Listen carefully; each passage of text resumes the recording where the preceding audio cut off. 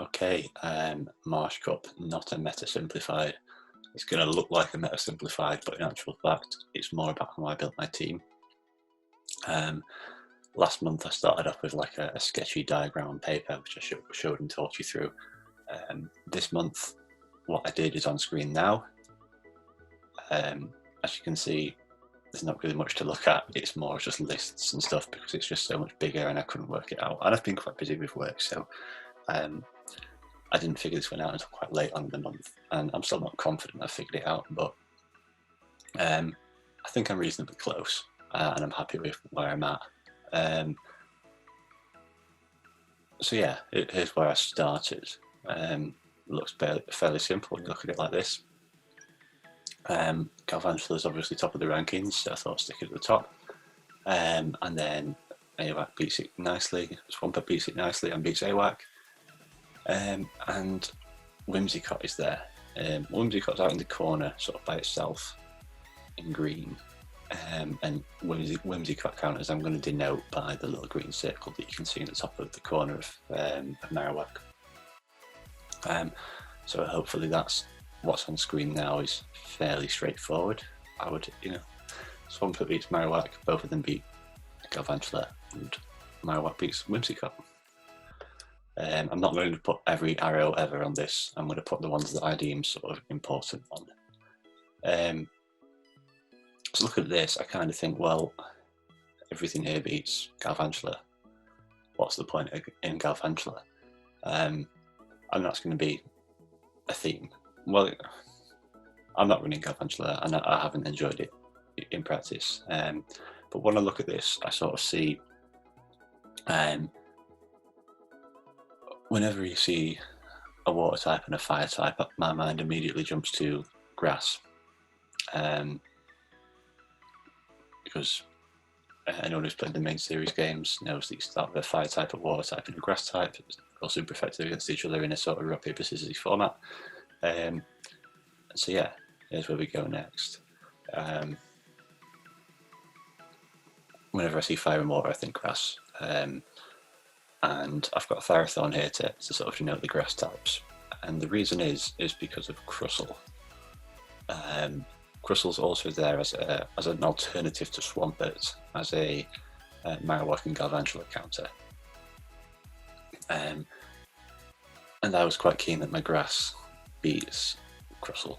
And it just so happens that Ferrothorn beats Crustle and beats Whimsicott, so I'm a real fan of Ferrothorn.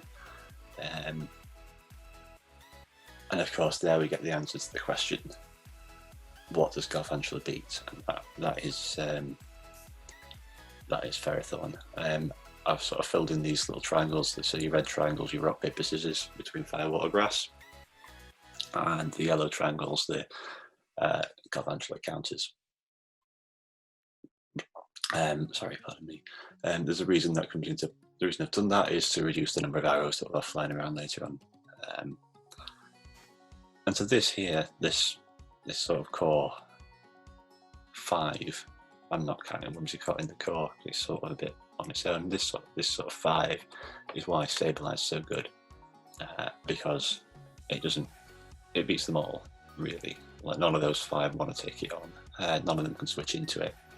I think Crustle kind of is fast, but I think Crustle's going to be the least popular of those 5. So as you can see, I've got the red arrows, and the red arrow and the yellow arrow coming from there to sort of show that beats all 4 rather than having arrows flying all over the place. And to solve the problem of having very little that wants to switch into Sableye, other than Whimsicott, I was quite keen on having a dark type.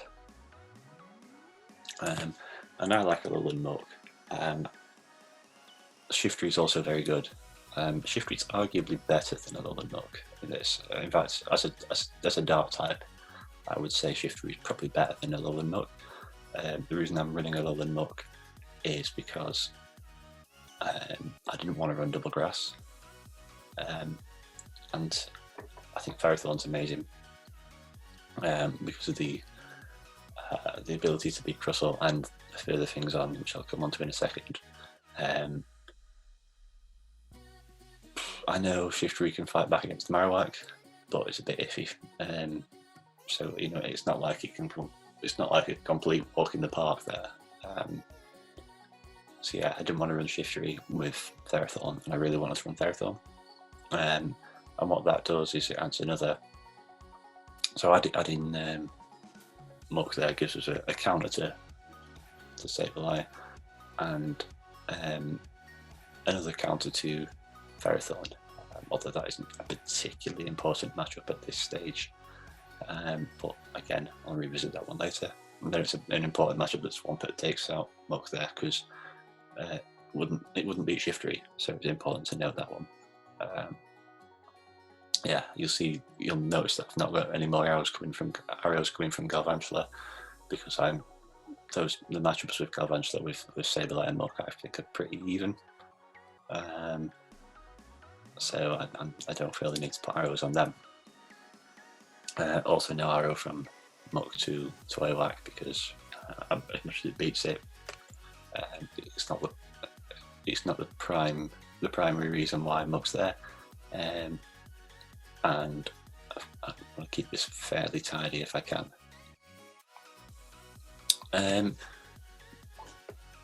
So then I thought about other water types as a way to sort of beat the Galvantula counters more convincingly than Sableye does, which I think is a valid reason to run the waters. I think double water is pretty nice. We'll see a lot of it. I've got Kingdra here for the sake of the diagram, because it does the job of being the Galvantula counters generally will lose to Galvantula, and it sort of illustrates the fact that it best illustrates the reason why I want Ferrothorn as my grass type, because yes, all the grass types will beat all the Mud Boys, but they won't all beat Kingdra, they won't all beat Lapras. Castform Sunny is there, Castform Rainy is another water type as well that I like, but that's less of an issue. I think Kingdra and Lapras would be the two second water types that I'd be looking at. Kingdra for the ability to take on Galvantula in 2 shields, Lapras for the ability to beat Whimsicott if I was looking short on Whimsicott counters. But then Lapras is less good against Crustle, so as I say, for the sake of this diagram, Kingdra works best. So that's there. So again, you see the Kingdra beating the yellow Pokemon and the Ferrothorn beating the Kingdra. So yeah. Okay, so now I'm starting to look a little bit weak to Whimsicott here. More and more stuff's getting added in that that's not got that little green dot. So what I'm thinking is it'd be nice to have a fairly useful all-rounder, similar to Sableye, that can take on most of the rock, paper, scissors, fire, water, grass. They could take on those, but also take on the Whimsicott. And I think there's a couple of options for this. I think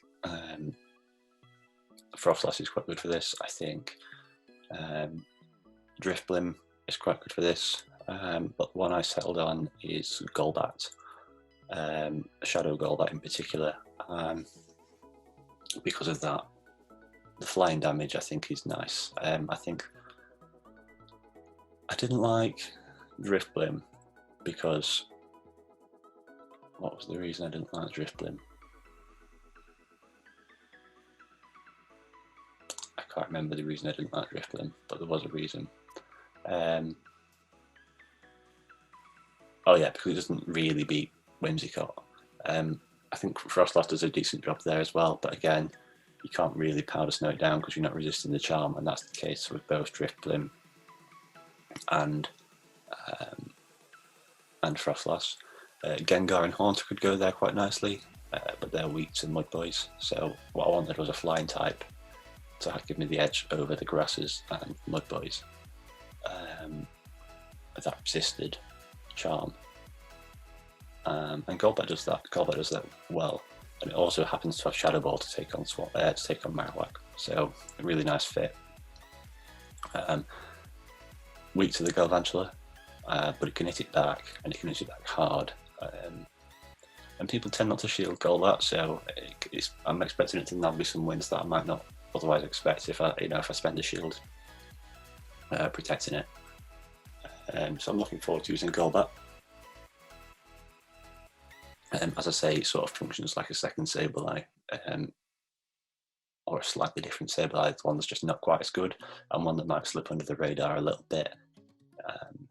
So yeah, and obviously there the sort of trade-off is that you've got a huge weakness to Crustle and a huge weakness to Galvantula, but you're picking up the Whimsicott. So weirdly, we're in a situation where your flying type is losing to your bugs, which is just an odd little situation that I thought was quite interesting. So then finally, I was thinking about counter users, because other than Swampert, at the minute we've not really got much that wants to take on the dark types, especially which leaves you open to Ferrothorn and grass types if your only reliable counter to the dark types is Swampert or a Mudboy. So I thought fighting types fit quite nicely here, because they beat the Mudboys while also beating the dark types while also beating Ferrothorn, and they keep the Crustle matchup, which Swampert and the Mudboys have as well. However, I think there's a huge array of downsides to counter users. Pretty much everything around the edge of this diagram will beat Toxicroak.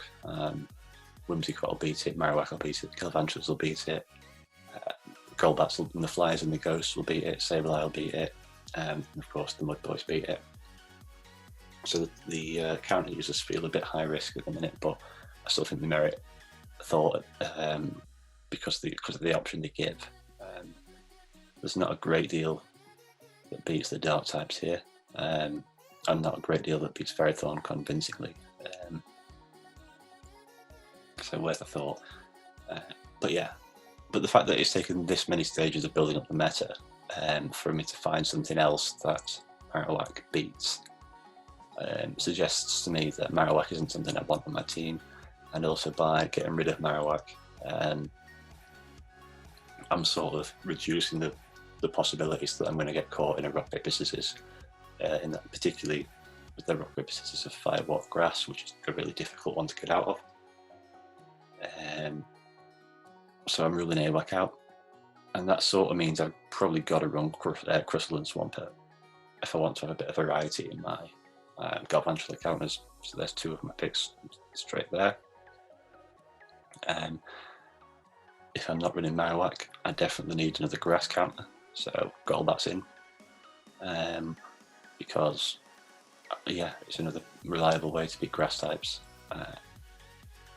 and while Toxicroak and the counter users can beat Ferrothorn and Shiftry, they can't beat Whimsicott, so Golbat's a nice cover up for the grass types as well, which I really like. And a lot of Muck's in as well, because as I say, it's nice to have that ability to switch into Sableye, as well as being loosely a grass counter with the poison type in. It's not really going to want to eat a flash cannon. Shiftry can outpace it in twos, but generally speaking, I'm happier being a Alolan Muck than the grass type. Whimsicott will give it problems, but you'll be forcing shields with Muck, so I'm fairly happy with that. As I say, I want my Ferrothorn.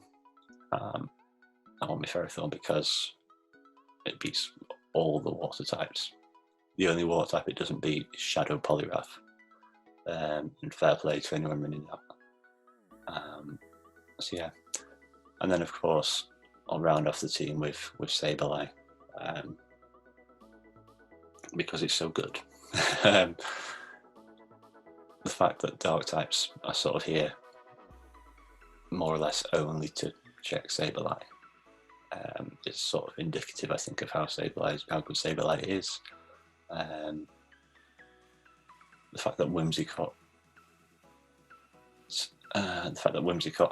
is sort of so hit and miss, so I would suggest that means less people will run it than will run it. So I'm not particularly worried about Whimsicott, especially given that whilst I've only got two Whimsicott counters in Ferrothorn and Golbat, they're pretty diverse. I mean, they both struggle versus Galvantula, so that'll be an issue. And they both struggle versus the generalists like Muck and Sableye. But what they're doing here, the theme here is that they're struggling versus generalists, which is fine because that means those matchups can be flipped with a bit of energy. I've also got Crustle. Crustle's really good against the generalists here, so there's a bit of utility there in that other pick. Crustle will quite happily lead against Galvantula, Sableye, or Muck, and Shiftry. So there's that problem solved there. And yeah, as I say, I don't really feel the need to have more than 2 heavy counters to Whimsicott anyway. And I've got Muck and Crustle that can give it problems. And of course, people never know whether you're running Sludge Wave or Earthquake on your Swampert. And I've been practicing with both. I haven't revealed which one I'm going to use. Well, some people will have. Some people have seen which one I'm going to use, obviously, because they'll have taken either a Sludge Wave or an Earthquake. But they might have taken both, depending on whether I TM'd it. So, and that's the whole point.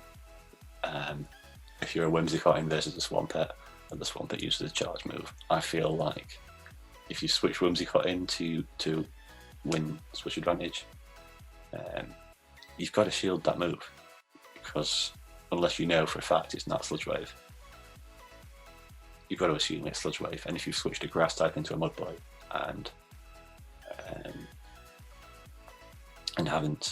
and decide not to shield and then lose, you've lost. You know, that's the game done. I've also beaten Swampert, so I'm quite happy with the fact, you know, whether I am or whether I'm not running Sludge Wave, I'm quite happy with the fact that I'm going to force a shield on Whimsicott either way, which is the point I was trying to make, rather than I'm running Earthquake or I'm running Sludge Wave. But read into that what you will. So yeah, that's how my team ended up, really. There's a couple of weaknesses, but it's got a nice mix of generalists and rock paper scissors mons. Like I've got the Ferrothorn Mudboy, which can be a lovely rock paper scissors core, because I mean rock paper scissors gets a bad rep, but if it's rock paper scissors and you've got switch advantage, that's a dream, isn't it, really? So having a nice 2 out of 3 core there with a sort of choice of generalists to pair those with, I think could see me well. Crustle can power through a lot of things in 2s, similar to Whimsicott as well. So I'm really quite happy with the balance of my team.